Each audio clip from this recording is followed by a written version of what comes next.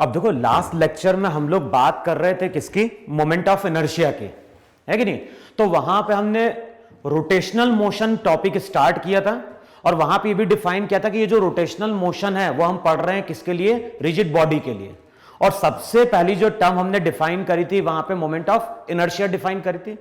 वहां पे मैंने क्या बोला था, वहां पे मैंने बोला था कि मोमेंट ऑफ इनर्शिया क्या है, मोमेंट ऑफ इनर्शिया बॉडी की प्रॉपर्टी है जो बॉडी के रोटेशनल मोशन को वहां पे क्या करती है, अपोज करती है।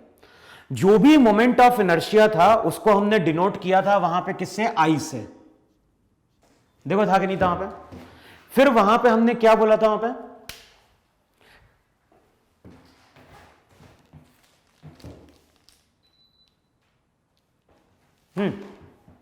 जो भी मोमेंट ऑफ इनर्शिया था उसको हमने डिनोट किया था आई से।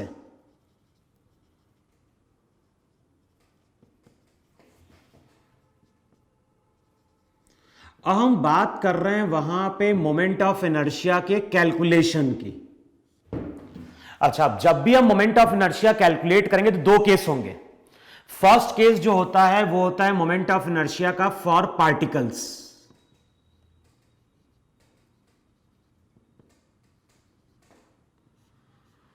और सेकंड केस होगा वहां पे फॉर कंटिन्यूअस मास डिस्ट्रीब्यूशन। तो वो आगे हम डिस्कस करेंगे। सबसे पहले हम बात कर रहे हैं किसकी, पार्टिकल की। अब मैं बोल रहा हूं कि यहां पे हमारे पास एक एक्सिस है, यहां पे हमारे पास इस तरह से एक एक्सिस है। यहां कहीं एक पार्टिकल है m1 जो कितने डिस्टेंस पे है, r1 डिस्टेंस पे। यहां कहीं एक और पार्टिकल है, इसका मास m2 है, ये एक्सिस से r2 डिस्टेंस पे।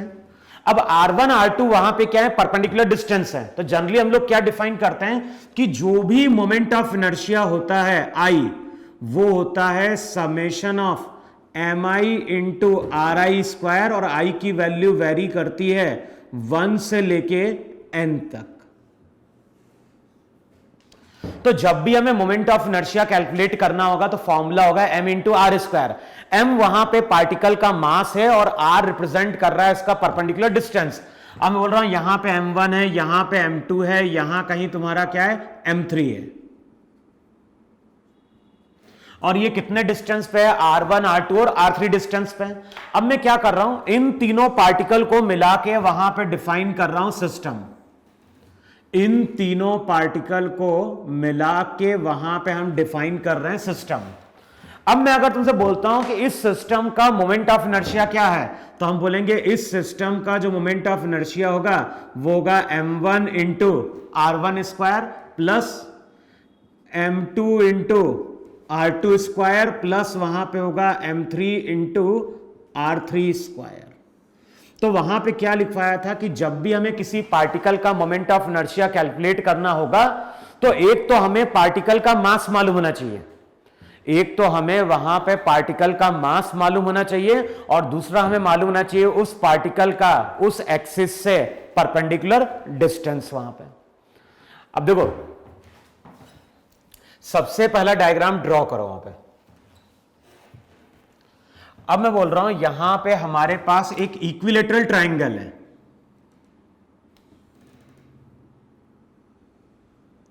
यहां पे हमारे पास एक इक्विलेटरल ट्रायंगल है और इसके कॉर्नर्स पे तीन पार्टिकल फिक्स्ड हैं, तीनों का मास m है। इसका भी मास m, इसका मास भी m, इसका मास भी कितना, m। तो हमारे पास तीन पार्टिकल हैं, तीनों पार्टिकल का मास कितना है, m है। अच्छा, ये जो सिस्टम है ये सिस्टम मेरा XY प्लेन में, और जो भी साइड है साइड की लेंथ वहां पे कितनी है, a। तो हमारे पास एक इक्विलेटरल ट्रायंगल है, साइड की लेंथ a है और उसके कॉर्नर्स पे हमने तीन पार्टिकल को लाके क्या कर दिया है, फिक्स कर दिया है। अब मैं क्या बोल रहा हूं, मैं बोल रहा हूं कि ये जो सिस्टम है, जो भी ट्रायंगुलर फ्रेम है उसका कोई मास नहीं है। अब क्वेश्चन में क्या बोल रहा है कि ये जो सिस्टम है इसका मोमेंट ऑफ इनर्शिया कैलकुलेट करना है अबाउट z एक्सिस, लेकिन वो z एक्सिस यहां इस मास से पास कर रही है। तो हमें बताना है कि इस एक्सिस के अबाउट मोमेंट ऑफ इनर्शिया कितना है। तो ये एक्सिस मेरी z एक्सिस है। तो अब तुम क्या बोलोगे, अब तुम बोलोगे z एक्सिस के अबाउट मोमेंट ऑफ इनर्शिया क्या होगा। तो इस पार्टिकल का परपेंडिकुलर डिस्टेंस 0, ये पार्टिकल कितने डिस्टेंस पे, a डिस्टेंस पे, ये पार्टिकल भी एक्सिस से परपेंडिकुलर डिस्टेंस कितना। तो जो भी मोमेंट ऑफ इनर्शिया आएगा वो आएगा 2ma²। तो जो भी मोमेंट ऑफ इनर्शिया है वो मोमेंट ऑफ इनर्शिया है वहां पे कितना, 2m इंटू a²। देखो यही हमारा z एक्सिस के अबाउट मोमेंट ऑफ इनर्शिया है कि नहीं है वहां पे। अच्छा, अब मान लो इसी केस में मोमेंट ऑफ इनर्शिया कैलकुलेट करना है हमें किसके अबाउट, अबाउट y एक्सिस। ये एक एक्सिस है और इस एक्सिस के अबाउट हमें क्या कैलकुलेट करना है, मोमेंट ऑफ इनर्शिया कैलकुलेट करना है। तो जो y एक्सिस रहेगी उसके अबाउट अगर मोमेंट ऑफ इनर्शिया कैलकुलेट करोगे तो इस पार्टिकल का 0, ये पार्टिकल एक्सिस से कितने डिस्टेंस पे, a/2 पे, तो ये हो जाएगा m इंटू a/2 का स्क्वायर, m इंटू a/2 का स्क्वायर। तो जो भी मोमेंट ऑफ इनर्शिया आएगा वो हो जाएगा ma²/4, ma²/4, तो ये हो जाएगा ma²/2। बताओ यही हमारा मोमेंट ऑफ इनर्शिया है कि नहीं है वहां पे, देखो है कि नहीं वहां पे। तो जो भी मोमेंट ऑफ इनर्शिया आ रहा है ये आ रहा है किसके अबाउट, एक बार हमने कैलकुलेट किया है z के अबाउट और दूसरी बार हमने कैलकुलेट किया है किसके अबाउट, y के अबाउट वहां पे, देखो है कि नहीं वहां पे। फिर देखो मान लो इसी केस में देखो, अभी हमने ट्रायंगुलर फ्रेम लिया था, मान लो यहां पे हमारे पास एक स्क्वायर फ्रेम है,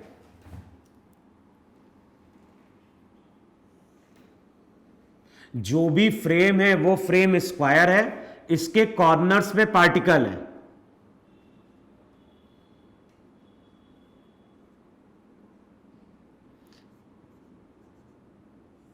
साइड की लेंथ a।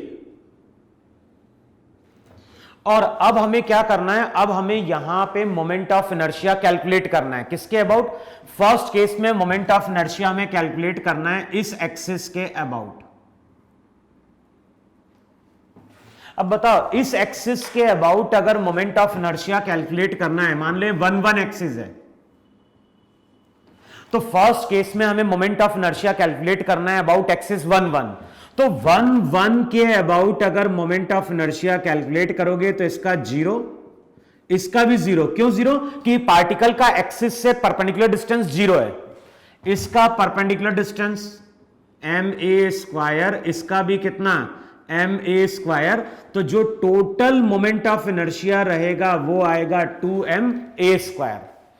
अब अगले स्टेप में मुझे मोमेंट ऑफ इनर्शिया कैलकुलेट करना है अबाउट एक्सिस 2।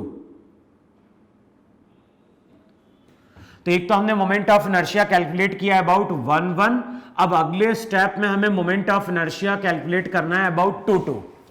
बताओ 2 के अबाउट अगर मोमेंट ऑफ इनर्शिया कैलकुलेट करना है तो क्या लिखोगे वहां पे, इसका 0, इसका भी 0। अच्छा, अब ये हमें मालूम है कि स्क्वायर की प्रॉपर्टी क्या है, स्क्वायर की प्रॉपर्टी किसके diagonal perpendicular distance perpendicularly bisect करते हैं। तो ये डिस्टेंस वहां पे एक्सिस से परपेंडिकुलर है कि नहीं है। अब कितना होगा, ये डिस्टेंस a, ये डिस्टेंस a, तो ये होता है a√2 डिवाइडेड बाय 2, तो ये हो जाएगा a/√2। तो रिजल्ट हो जाएगा प्लस m इंटू a/√2 का स्क्वायर इंटू 2। तो अगले स्टेप में 2 के अबाउट जो मोमेंट ऑफ इनर्शिया रहेगा वो हो जाएगा ma²। देखो है कि नहीं वहां पे। तो 2 के अबाउट अगर मोमेंट ऑफ इनर्शिया कैलकुलेट करना है तो वो यहां पे हो जाएगा कितना, ma²। तो इस तरह से हम पार्टिकल का मोमेंट ऑफ इनर्शिया क्या करते हैं, कैलकुलेट करते हैं। अब देखो ध्यान ना, पार्टिकल का मोमेंट ऑफ इनर्शिया कैलकुलेट करना बहुत इजी है, लेकिन जो मोमेंट ऑफ इनर्शिया कैलकुलेशन आता है वो आता है मोस्टली कंटिन्यूअस बॉडी के लिए। तो नेक्स्ट हेडिंग डालो वहां पे, moment of inertia for continuous mass distribution. तो हेडिंग लिखो वहां पे, moment of inertia for continuous mass distribution. तो सेकेंड केस में हम बात कर रहे हैं फॉर कंटिन्यूअस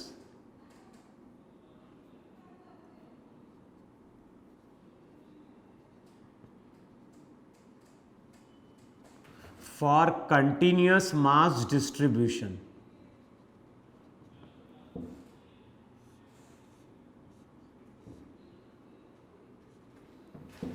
तो नेक्स्ट यहां पे हम डिफाइन कर रहे हैं मोमेंट ऑफ इनर्शिया किसके लिए, moment of inertia for continuous mass distribution.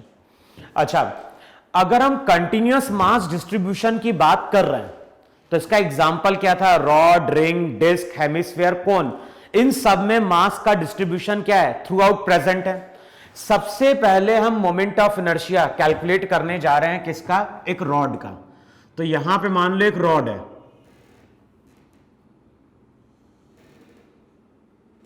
Rod का मास कितना है, रॉड का मास m है, रॉड की लेंथ कितनी है, l है।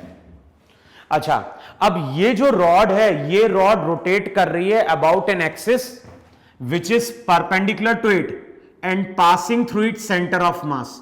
तो जो भी एक्सिस है वो रॉड पे परपेंडिकुलर है और पास कर रही है इसके सेंटर ऑफ मास से। अब हमें इस एक्सिस के अबाउट इसका मोमेंट ऑफ इनर्शिया क्या करना है, कैलकुलेट करना है। अब ध्यान रखना, अगर हम कंटिन्यूअस मास डिस्ट्रीब्यूशन की बात कर रहे हैं तो मोमेंट ऑफ इनर्शिया का फॉर्मूला होता है integration of dm into r square. Particle की बात करते हैं तो वहां पे m इंटू आर स्क्वायर होता है, लेकिन अगर कंटिन्यूअस मास डिस्ट्रीब्यूशन है तो फॉर्मूला होता है integration of dm into r square. dm क्या है, dm वहां पे एक पार्टिकल का मास है और r वहां पे उसका परपेंडिकुलर डिस्टेंस है।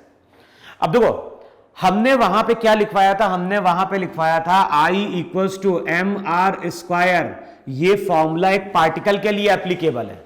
तो हमें यह मालूम है कि जो भी रॉड है, रॉड की केवल लेंथ है, ध्यान, रॉड के बाकी डायमेंशन नहीं है।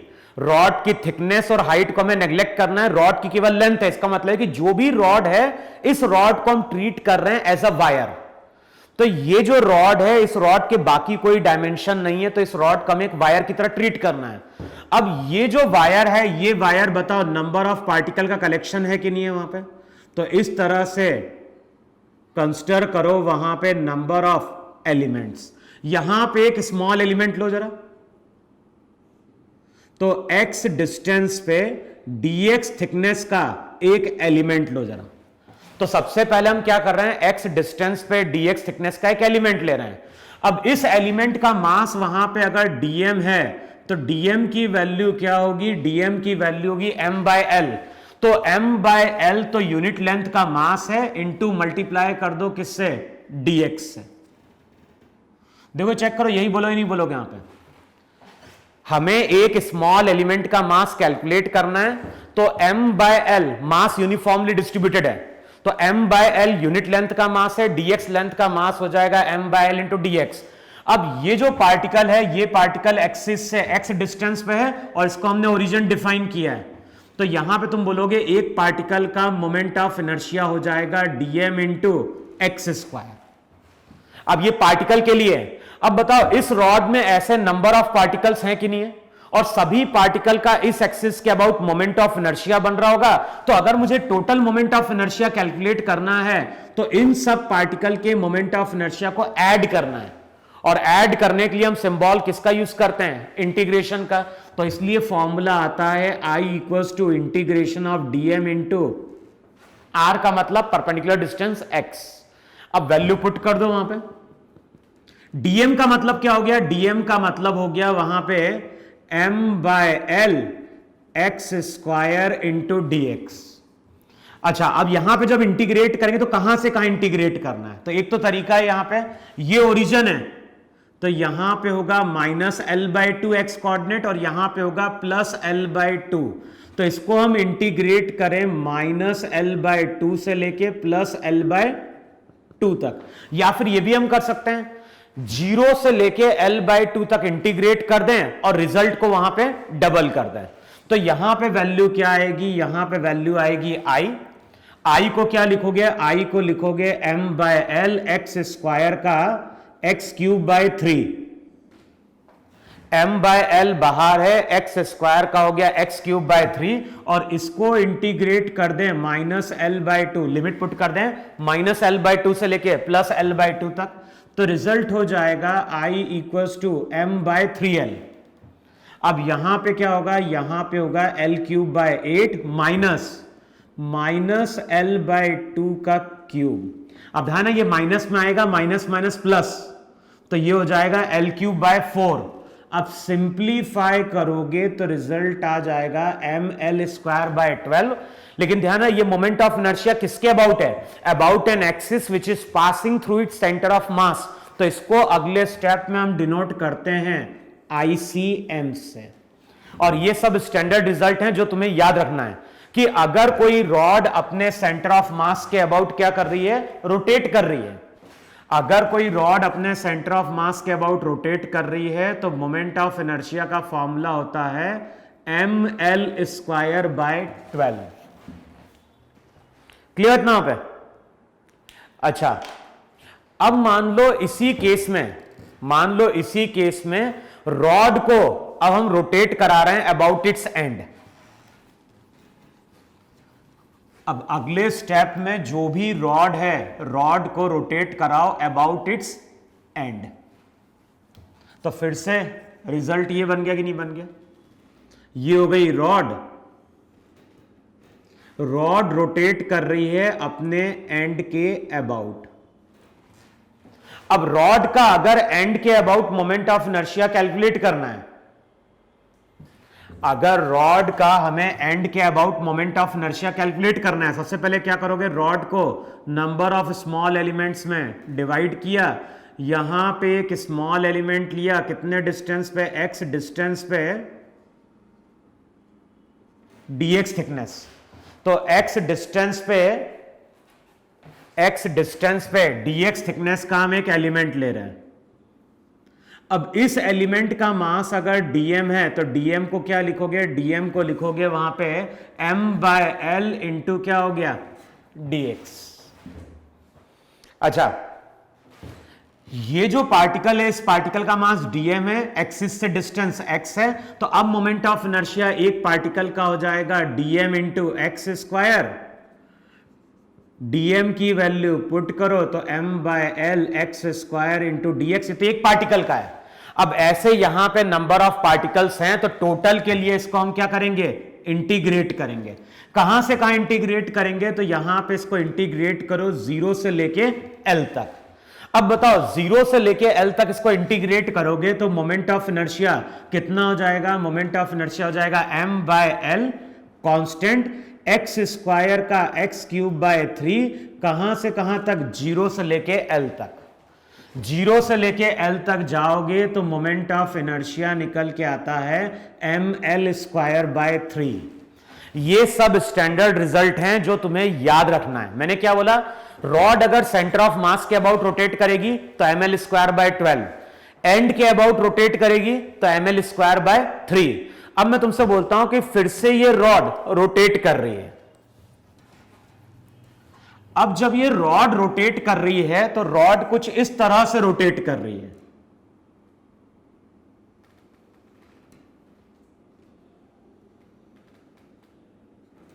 और ये रॉड इस एक्सिस के अबाउट रोटेट कर रही है, कितने एंगल पे, थीटा एंगल पे। तो ये मेरी रॉड है, ये रॉड इस एक्सिस के अबाउट ऐसे क्या कर सकती है, रोटेट कर सकती है। तो बताना है इस रॉड का इस एक्सिस के अबाउट मोमेंट ऑफ इनर्शिया कितना होगा। तो अगेन वहां पे हम क्या करेंगे, सबसे पहले रॉड को नंबर ऑफ एलिमेंट्स में डिवाइड कर देंगे वहां पे, फिर यहां से x डिस्टेंस पे dx थिकनेस का, यहां पे हम x डिस्टेंस पे dx थिकनेस का एक एलिमेंट लेते हैं। अब इस एलिमेंट का मास अगर dm है तो dm की वैल्यू क्या थी, m बाय एल इंटू क्या थी, dx थी। अब बताओ इस पार्टिकल का एक्सिस से परपेंडिकुलर डिस्टेंस r है कि नहीं है वहां पे, तो जो मोमेंट ऑफ इनर्शिया होगा वो हो जाएगा dm into r square. dm का मतलब क्या हो गया, m/l इंटू dx। अब r को रिलेट करो, r को रिलेट कर सकते हो sine theta equals to r upon x। तो r की जगह हम पुट कर सकते हैं x square sine square theta. तो जो भी मोमेंट ऑफ इनर्शिया रहेगा di, उसकी वैल्यू हो जाएगी m/l sign square theta into x square dx। देखो है कि नहीं है? तो जो भी पार्टिकल है, पार्टिकल का जो मोमेंट ऑफ इनर्शिया आएगा वो आएगा m/l sign square theta x square dx। देख पार्टिकल का है। अब ऐसे यहां पे नंबर ऑफ पार्टिकल्स हैं, टोटल के लिए इसको इंटीग्रेट करोगे तो ml थीटा कांस्टेंट है। x की वैल्यू कहां से कहां वेरी करेगी, 0 से लेके l तक। रिजल्ट हो जाएगा m/l sign square theta x square का इंटीग्रेशन x³ 0 से लेके l तक। अब बताओ 0 से लेके l तक अगर जाओगे तो मोमेंट ऑफ इनर्शिया हो जाएगा I की वैल्यू क्या हो जाएगी, I की वैल्यू हो जाएगी ml square by 3 sign square theta. देखो है कि नहीं वहां पर? तो अगर कोई तुमसे पूछता है कि इस रॉड का इस एक्सिस के अबाउट मोमेंट ऑफ इनर्शिया कितना है, तो वो हो जाएगा ml square by 3 sign square theta. देखो है कि नहीं वहां पर? एक्स स्क्वायर का हो गया x³/3, लिमिट पुट करोगे तो रिजल्ट हो जाएगा ml square by 3 sign square theta. अब मान लो हमारे पास एक ट्रायंगुलर फ्रेम है जो 3 रॉड से मिलकर बना है। हमारे पास इस तरह से अब 3 रॉड हैं और इन तीनों रॉड को मिला के हमने फॉर्म किया है एक ट्रायंगुलर फ्रेम।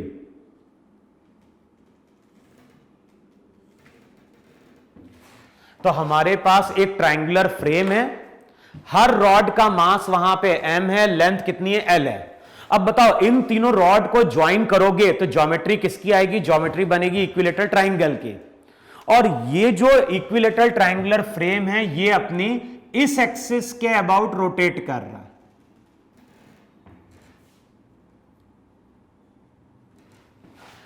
ये जो ट्रायंगुलर फ्रेम है, ये ट्रायंगुलर फ्रेम अपनी इस एक्सिस के अबाउट वहां पे क्या कर रहा है, रोटेट कर रहा है।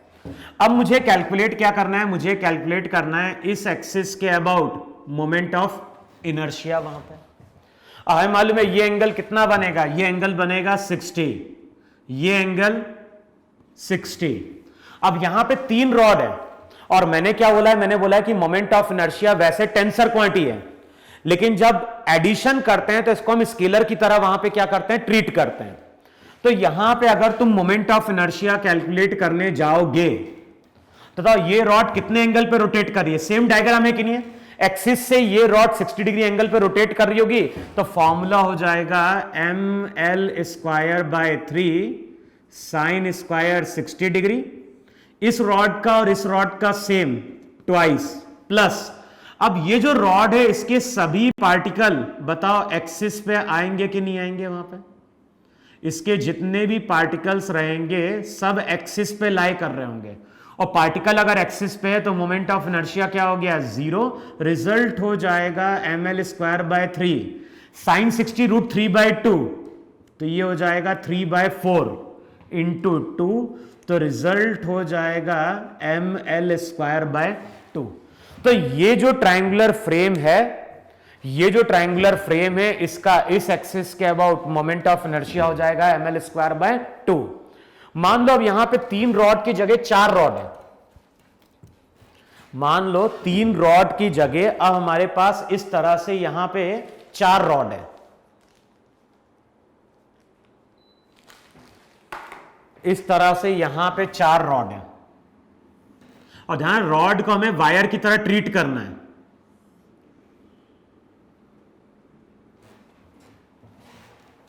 और ये जो स्क्वायर सेक्शन है ये 4 रॉड से मिलके बना है।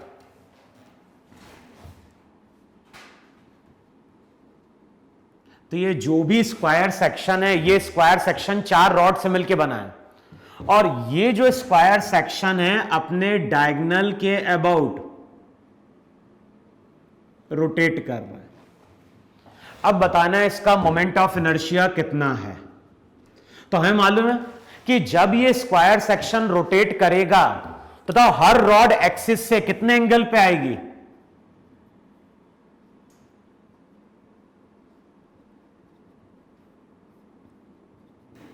बताओ हर रॉड एक्सिस से 45 डिग्री एंगल पे क्या कर रही होगी? रोटेट कर रही होगी। और अगर ये 45 डिग्री एंगल पे रोटेट कर रही है तो मोमेंट ऑफ इनर्शिया क्या हो जाएगा? ml square by 3 sine square 45 degree. ये तो एक रॉड का है, अब ऐसी 4 रॉड है तो इंटू 4 मल्टीप्लाई कर दो। साइन स्क्वायर 45 1/2 2 हटेगा तो रिजल्ट हो जाएगा 2ml square by 3।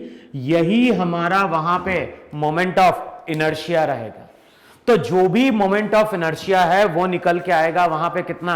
2ml square by 3। देखो इतना क्लियर हुआ? क्लियर वहां पे? अच्छा, अभी हमने बात करी किसकी? रॉड की। अब मान लो वहां पे रॉड की जगह अब मैं बात कर रहा हूं यहां पे किसकी? यहां पे हम बात कर रहे हैं एक रिंग की। तो इस तरह से हमारे पास एक रिंग है, रिंग का मास m, रेडियस कितना? r। अब यहां पे कुछ एक्सिस शो कर दो।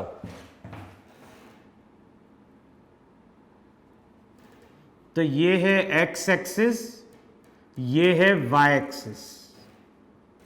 दोनों ही एक्सिस कहां से पास कर रही हैं? इसके सेंटर ऑफ मास से। अब हमें कैलकुलेट क्या करना है? हमें कैलकुलेट करना है इस रिंग का। ध्यान, ये जो ऑब्जेक्ट है ये ऑब्जेक्ट रिंग है। रिंग तो कैसे भी रोटेट कर सकती है।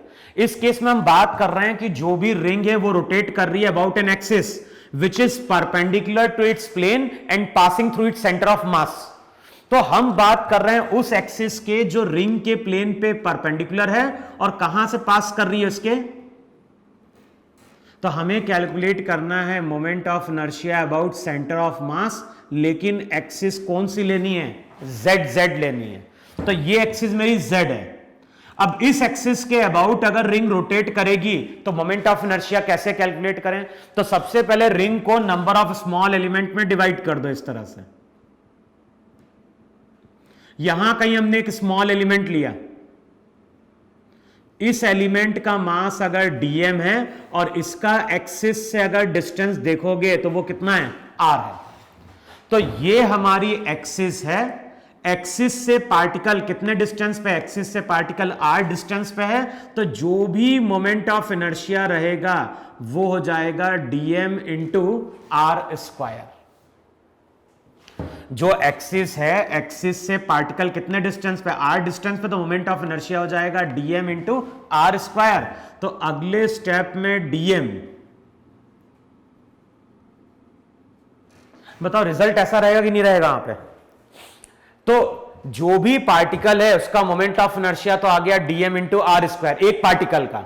अब ऐसे यहां पे नंबर ऑफ पार्टिकल्स हैं और हर पार्टिकल का डिस्टेंस वहां पे क्या है? r है। तो टोटल के लिए हम इसको क्या करें? इंटीग्रेट करें। एक पार्टिकल का मोमेंट ऑफ इनर्शिया मालूम है, टोटल के लिए इसको हम क्या करेंगे? इंटीग्रेट करेंगे। अब इंटीग्रेट करोगे तो क्या चीज कांस्टेंट है? r स्क्वायर कांस्टेंट है। हर पार्टिकल के लिए एक्सिस से परपेंडिकुलर डिस्टेंस आ रही है। अब मोमेंट ऑफ इनर्शिया क्या निकल के आ गया? सेंटर ऑफ मास के अबाउट। इंटीग्रेशन ऑफ डीएम का मतलब होता है हर पार्टिकल के मास को ऐड करो। हर पार्टिकल के मास को ऐड करोगे तो हमें टोटल मास मिल जाएगा। तो मोमेंट ऑफ इनर्शिया निकल के आता है mr स्क्वायर। तो अगर हमारे पास कोई एक्सिस है जो रिंग के प्लेन पे क्या है? परपेंडिकुलर है। अगर कोई एक्सिस है जो रिंग के प्लेन पे क्या है? परपेंडिकुलर है। तो उस केस में जो मोमेंट ऑफ इनर्शिया आता है वो आता है m इंटू r स्क्वायर। देखो है कि नहीं वहां पे? तो जो भी मोमेंट ऑफ इनर्शिया बनेगा वो बनेगा वहां पे m इंटू r स्क्वायर। देखो इतना क्लियर वहां पे? तो mr स्क्वायर रिंग का मोमेंट ऑफ इनर्शिया है किस एक्सिस के अबाउट? उस एक्सिस के अबाउट जो सेंटर ऑफ मास से पास कर रही है लेकिन प्लेन पे क्या है? परपेंडिकुलर है। अब अगले स्टेप में हम रिंग की जगह लेते हैं वहां पे डिस्क। तो नेक्स्ट केस में कंसीडर करो वहां पे एक डिस्क।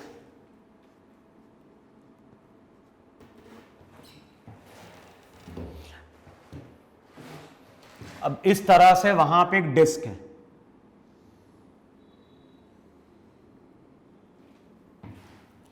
अच्छा, जो भी डिस्क है अगेन यहां पे एक्सिस शो कर दो।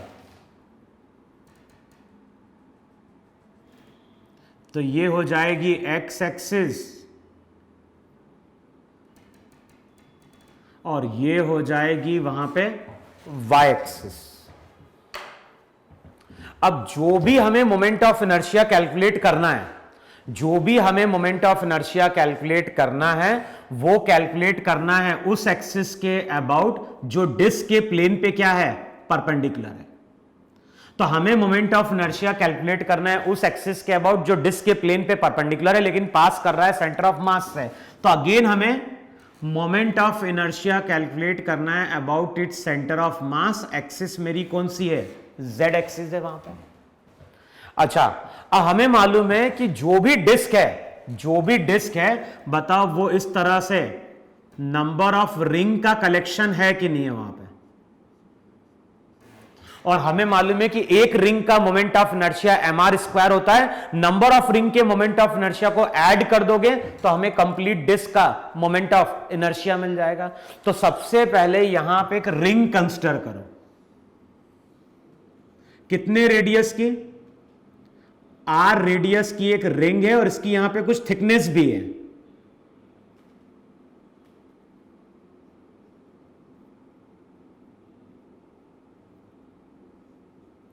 तो डायग्राम ड्रॉ करो। आर रेडियस की रिंग है जिसकी थिकनेस वहां पे डी आर है।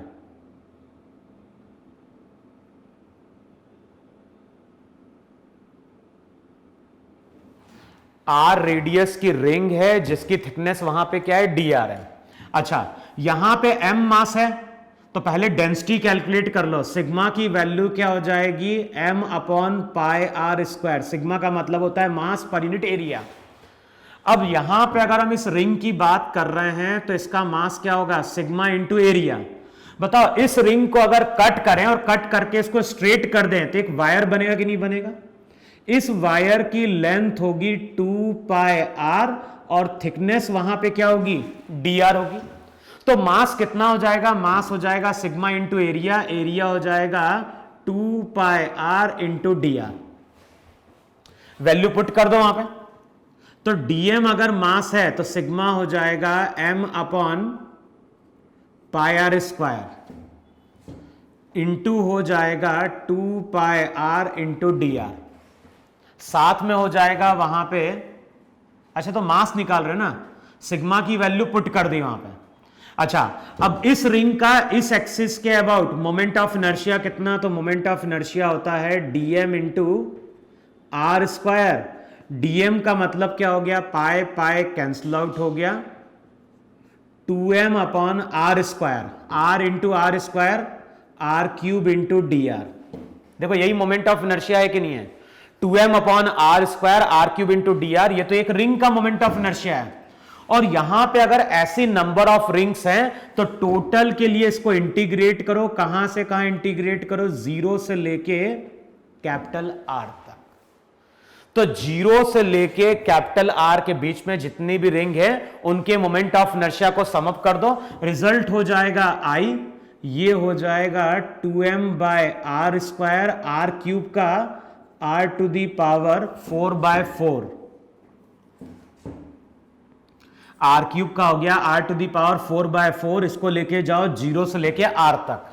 अब बताओ 0 से लेके r तक लेके जाओगे तो सेंटर ऑफ मास के अबाउट जो मोमेंट ऑफ इनर्शिया आता है वो आता है mr²/2। लेकिन ये एक्सिस अगेन कौन सी है, परपेंडिकुलर टू द प्लेन है।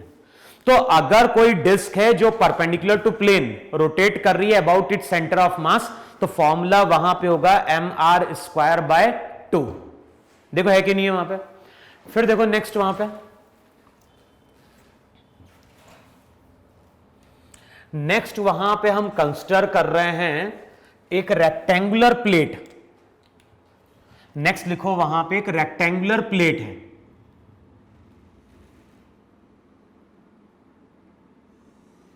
ध्यान है ये सेक्शन नहीं है, यहां पे हम बात कर रहे हैं एक रेक्टेंगुलर प्लेट की जिसका डायमेंशन है L into b, length L है, विड्थ वहां पे B है।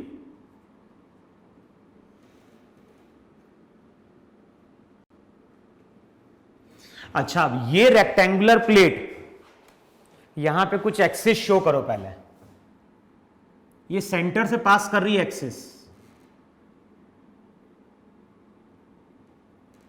यानी दोनों ही एक्सिस पास कर रही है कहां से, इसके सेंटर ऑफ मास से। अब फर्स्ट केस में क्या हो रहा है, ये जो रेक्टेंगुलर प्लेट है अपनी इस एक्सिस के अबाउट क्या कर रही है, रोटेट कर रही है, इसको बोल दो वाई एक्सिस, ये हो गई एक्स। तो फर्स्ट केस में हम क्या बोल रहे हैं कि ये जो रेक्टेंगुलर प्लेट है, ये रेक्टेंगुलर प्लेट अपनी वाई एक्सिस के अबाउट क्या कर रही है, रोटेट कर रही है।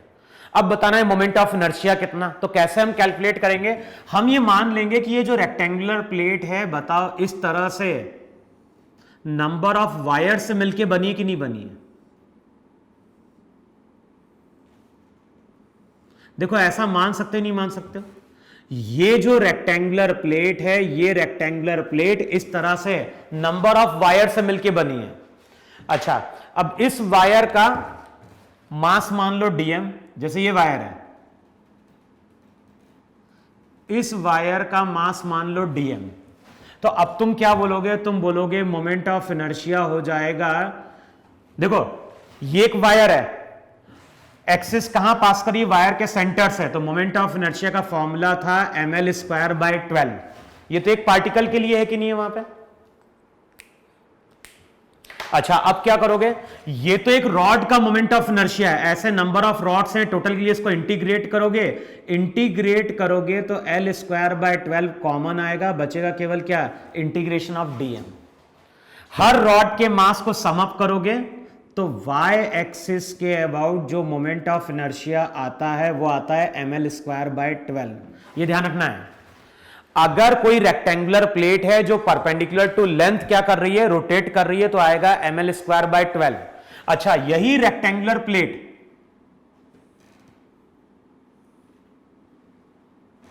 ये हमारी एक्सिस थी कि नहीं थी वहां पे, जो पास कर रही थी सेंटर से।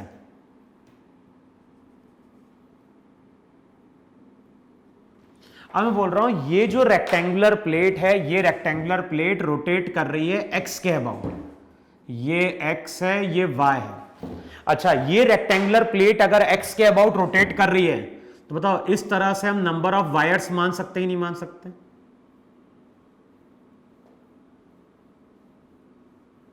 तो इस तरह से अगर हम नंबर ऑफ वायर्स को साइड बाय साइड लाके प्लेस करें,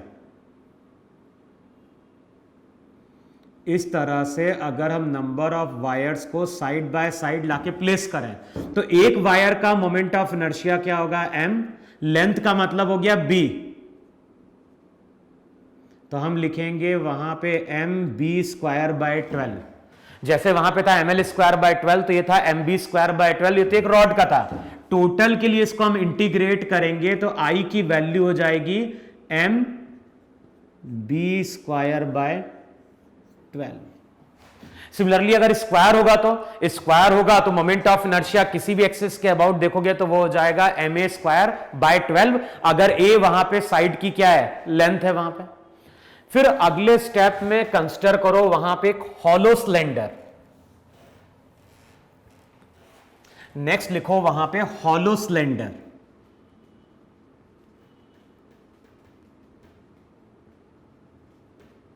तो हमारे पास एक हॉलो सिलेंडर है जिसका मास m, रेडियस r है।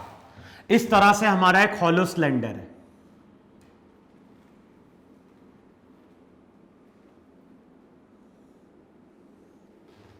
अब ये जो हॉलो सिलेंडर है ये रोटेट कर रहा है अबाउट इट्स एक्सिस, जो पास कर रही है सेंटर ऑफ मास से, और लेंथ के अलोंग है, परपेंडिकुलर नहीं है लेंथ पे। तो ये जो सिलेंडर है, ये सिलेंडर रोटेट कर रहा है अबाउट इट्स सेंटर ऑफ मास। अब बताना है कि मोमेंट ऑफ इनर्शिया कितना होगा। तो ये जो हॉलो सिलेंडर है, बताओ नंबर ऑफ रिंग का कलेक्शन है कि नहीं है। तो यहां पे एक रिंग मान लो इस तरह से,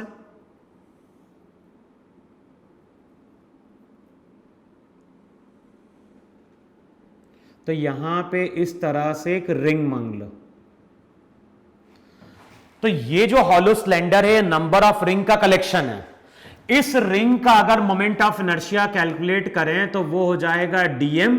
डीएम तो होगा इस रिंग का मास इनटू, बताओ ये एक्सिस कहां से पास कर रही है, ये एक्सिस पास कर रही है रिंग के सेंटर से और सेंटर ऑफ मास से जा रही है। तो फॉर्मूला था एम आर स्क्वायर, तो ये हो जाएगा डीएम इंटू आर स्क्वायर। ये तो एक रिंग का मोमेंट ऑफ इनर्शिया है। अब ऐसी बताओ यहां पे नंबर ऑफ रिंग्स हैं कि नहीं है वहां पे। तो टोटल के लिए इसको इंटीग्रेट करोगे फिर से, सेंटर ऑफ मास के अबाउट मोमेंट ऑफ इनर्शिया निकल के आता है एम आर स्क्वायर। इसका मतलब है कि जो मोमेंट ऑफ इनर्शिया रिंग का होगा, जो मोमेंट ऑफ इनर्शिया वहां पे रिंग का होगा, वही मोमेंट ऑफ इनर्शिया वहां पे उस हॉलो सिलेंडर का होगा। अब अगले स्टेप में कंसीडर करो यहां पे एक सॉलिड सिलेंडर, हॉलो की जगह वहां पे लो अब सॉलिड सिलेंडर। अच्छा, सॉलिड सिलेंडर की अगर बात करोगे तो केवल क्या डिफरेंस आएगा, solid cylinder number of disc से मिलकर बना है। तो यहां पे एक डिस्क कंसीडर करो,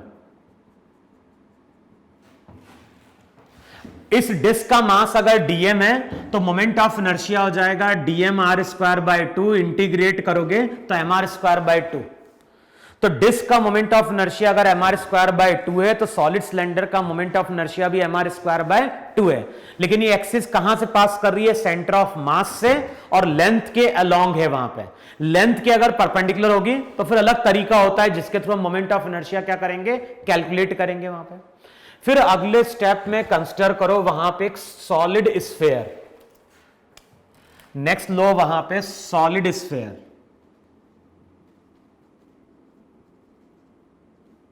सॉलिड स्फीयर का मास m, रेडियस r। तो ये हो गया सॉलिड स्फीयर। और ये जो सॉलिड स्फीयर है ये रोटेट कर रहा है अबाउट इट्स सेंटर ऑफ मास। ध्यान ना, एक्सिस कहां से पास कर रही है, एक्सिस पास कर रही है इसके सेंटर ऑफ मास से। अब बताना है कि ये सॉलिड स्फीयर अगर अपनी इस एक्सिस के अबाउट रोटेट करेगा तो मोमेंट ऑफ इनर्शिया कितना वहां पे। सबसे पहले डेंसिटी कैलकुलेट कर लो। तो जो डेंसिटी रहेगी, डेंसिटी हो जाएगी मास अपॉन वॉल्यूम, तो होगा 4/3 पाई आर क्यूब। तो रो कितना हो जाएगा 3m अपॉन 4 पाई आर क्यूब। अच्छा, अब ये जो सॉलिड स्फीयर है, ये सॉलिड स्फीयर भी किससे मिलकर बना है, नंबर ऑफ डिस्क से मिलकर बना है। बस डिफरेंस क्या है, हर डिस्क का रेडियस वहां पे वेरी कर रहा है। तो सबसे पहले इस तरह से यहां पे एक डिस्क कंसीडर करेगा,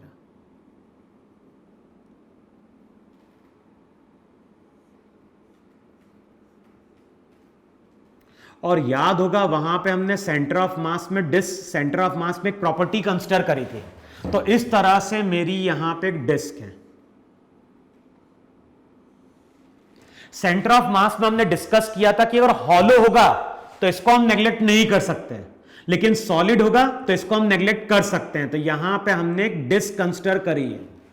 कहां पे कंसीडर करी है, ये सेंटर है, सेंटर से y डिस्टेंस पे हमने एक डिस्क कंसीडर करी है जिसकी थिकनेस dy है। ये कैपिटल R होगा, ये स्मॉल r होगा। देखो है कि नहीं वहां पे। और रिजल्ट वहां पे क्या लिखा जाएगा, रिजल्ट लिखा जाएगा r स्क्वायर किसके बराबर, r square plus y square के बराबर। तो जब भी r की जरूरत पड़ेगी तो वो लिखा जाएगा r square minus y square. अच्छा, इस एलिमेंट का मास कितना है, तो मास हो जाएगा डेंसिटी इंटू वॉल्यूम। वॉल्यूम क्या लिखोगे approximately, pi r square into d y. तो जो भी स्मॉल एलिमेंट है उसका वॉल्यूम हो जाएगा pi r square into d y. जब pi r square into d y करते हैं तो ये चीज नेग्लेक्ट होती है, लेकिन सॉलिड के केस में इस चीज को हम अप्रोक्सीमेटली नेग्लेक्ट कर सकते हैं, हॉलो के केस में नेग्लेक्ट नहीं कर सकते। तो आप क्या लिखोगे, डीएम रो का मतलब हो गया 3m अपॉन 4 pi r cube pi r square into d y. अच्छा, पाई से पाई कैंसिल आउट हो गया। मोमेंट ऑफ इनर्शिया कितना आएगा इस डिस्क का, तो इस डिस्क का moment of inertia dm r square by 2। Dm की वैल्यू पुट करो वहां पे, तो डीएम की वैल्यू हो जाएगी 3m upon 4r cube, 3m upon 4r cube into r square into d y divided by 2। तो अगले स्टेप में रिजल्ट हो जाएगा 3m upon 8r cube, r square into r square, तो ये हो जाएगा r square minus y square का whole square into d y. देखो इतना आ रहा है कि नहीं आ रहा है वहां पे?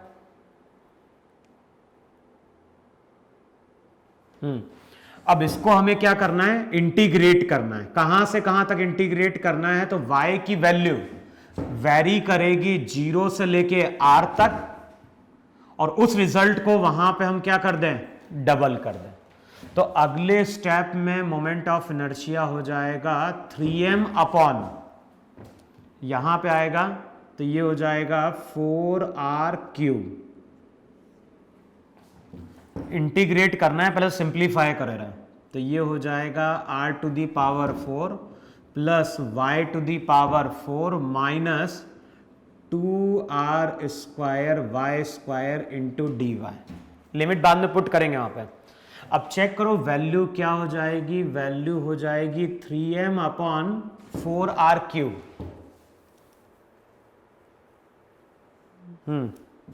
अभी चेक करते हैं वहां वैल्यू जरा, ये हो जाएगा r to the power 4 d y का y, यहां पे हो जाएगा y टू दी पावर 4 का y to the power 5/5 minus 2r square y square का y क्यूब बाय 3, 0 से लेके r तक। चेक करो वैल्यू जरा वहां पे। अब वैल्यू क्या हो जाएगी, वैल्यू हो जाएगी 3m अपॉन 4r क्यूब, यहां पे r to the power 5 r to the power 5, तो r टू दी पावर 5 तो बाहर निकाल लो,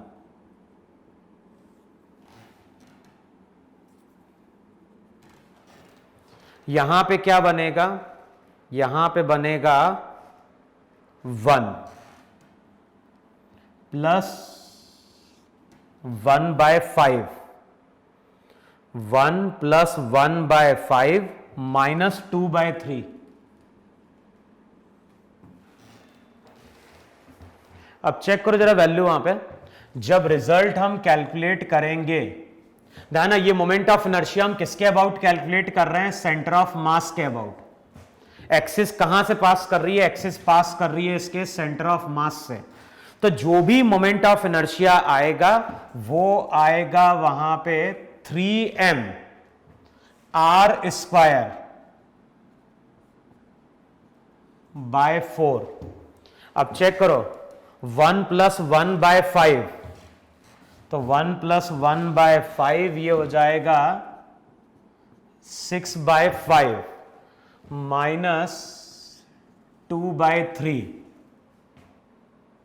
अगले स्टेप में वैल्यू हो जाएगी 3m r square by 4, cross multiply कर दो जरा, 18 माइनस 10 15।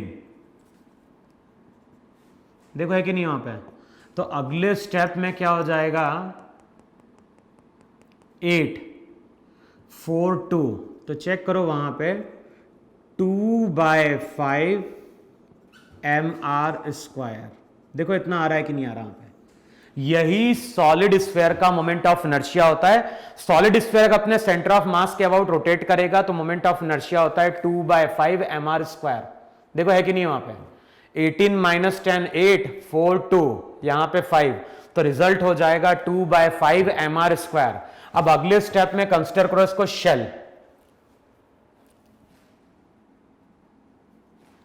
शेल बोल दो या फिर इसको बोल दो यहां पे एक हॉलो स्फीयर है। अब अगर हॉलो स्फीयर होगा तो मास का डिस्ट्रीब्यूशन कहां पे होगा? मास का डिस्ट्रीब्यूशन वहां पे सरफेस पे होगा। तो वहां पे हम बात करेंगे सिग्मा की। सिग्मा हो जाएगा m अपॉन एरिया कितना? 4 पाई आर स्क्वायर। अब अगले स्टेप में क्या करो? अगले स्टेप में हम जब हॉलो की बात करेंगे तो हॉलो जो रहेगा वो नंबर ऑफ रिंग से मिलके बना है, और यहां पे हम क्या करेंगे? इस तरह से अब एक रिंग कंसीडर करेंगे। वहां पे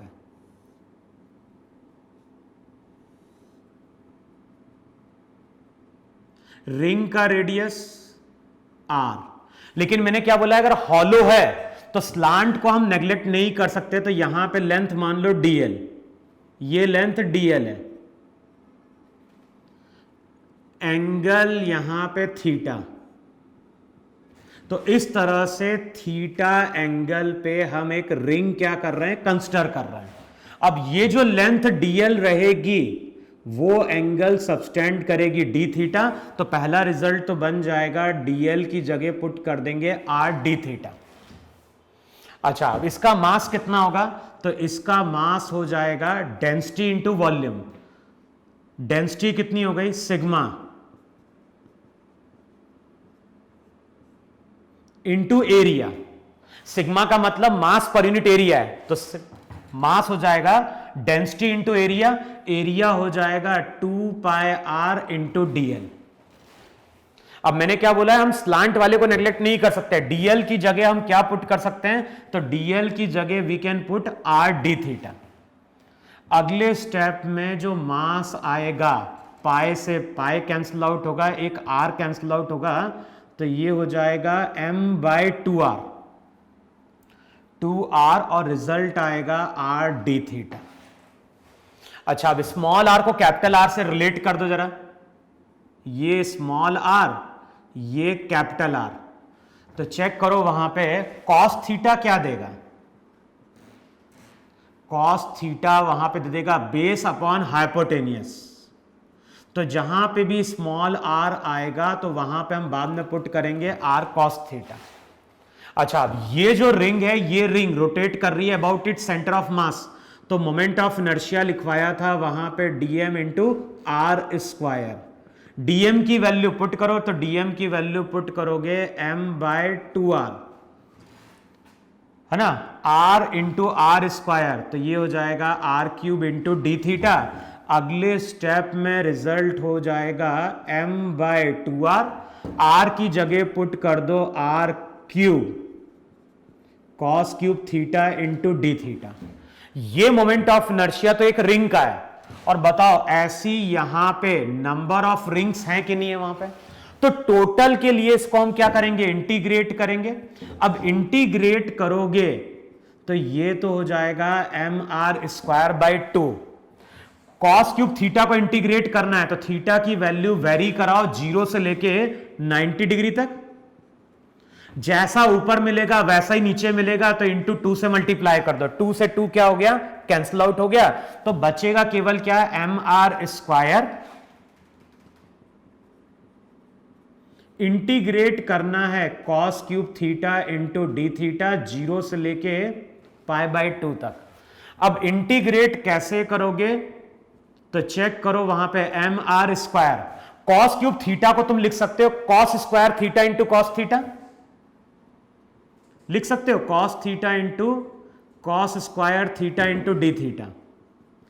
अगले स्टेप में m r square cos square theta को हम लिख सकते हैं 1 minus sine square theta into cos theta into d theta.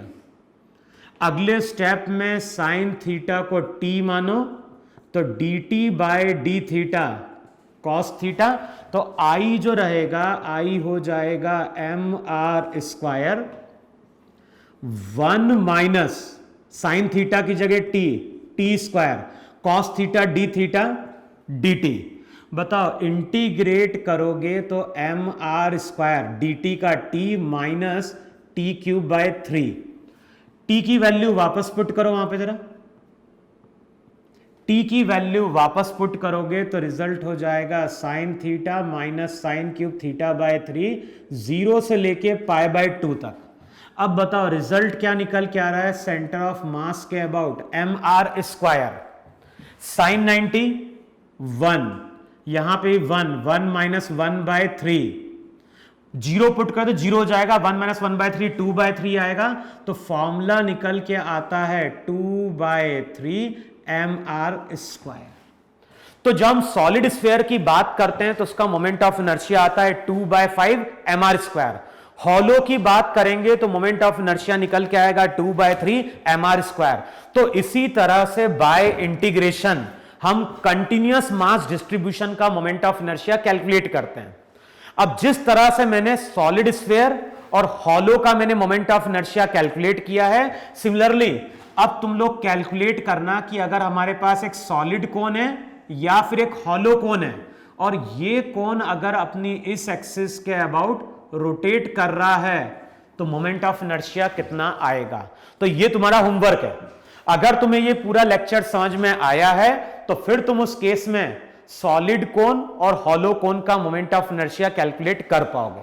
Solid की बात करो तो डिस्क कंसीडर करना और हॉलो की बात करेगा तो नंबर ऑफ रिंग को कंसीडर करना वहां पे। तो ये तुम्हारा होमवर्क है, इसको करके देखना। अभी ये टॉपिक कंप्लीट नहीं हुआ है क्योंकि देखो हो क्या रहा है, हर केस में हमें इंटीग्रेट करना पड़ रहा है और इंटीग्रेशन हर केस में हम कर नहीं सकते। तो अगली क्लास में हम बात करेंगे कुछ थ्योरम्स की और उन थ्योरम के थ्रू हमारा कैलकुलेशन वहां पे क्या हो जाता है, इजी हो जाता है। तो जो नेक्स्ट लेक्चर आएगा तो वहां पे हम बात करेंगे दो थ्योरम की जिनके थ्रू मोमेंट ऑफ इनर्शिया का कैलकुलेशन क्या होगा, इजी हो जाएगा। तो अभी तुम्हें क्या करना है, अब तुम्हें ये पढ़ना है और इसके डेरिवेशन एक बार फिर से करके देखने। ठीक है, तो नोट डाउन करो इसको।